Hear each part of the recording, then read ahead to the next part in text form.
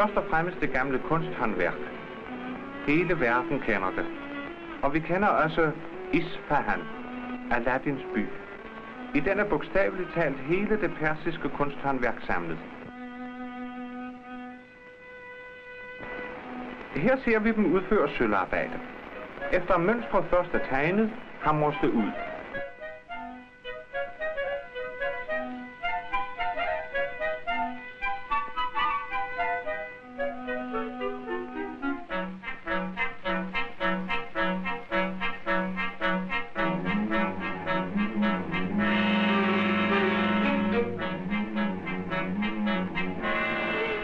Sådan en vase koster en 200-300 kroner.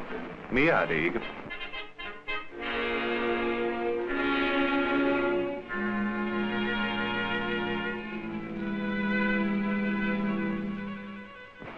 Træskærerarbejde.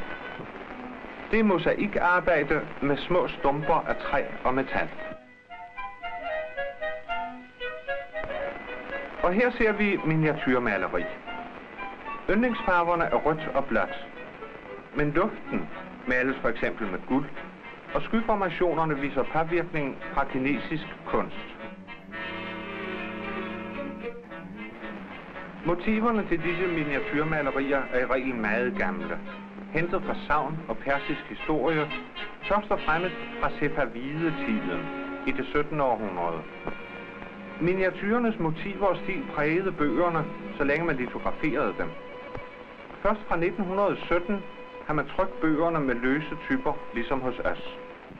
Her tegnes et mønster til at væve tæpper efter. Tæppevævningen er sikkert det persiske håndværk, der er mest berømt.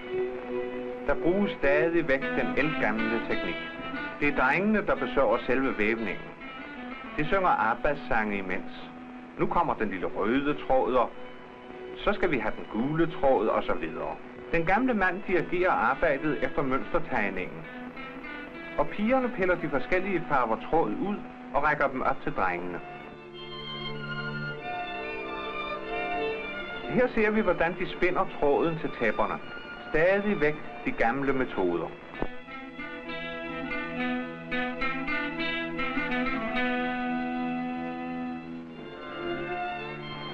Silken.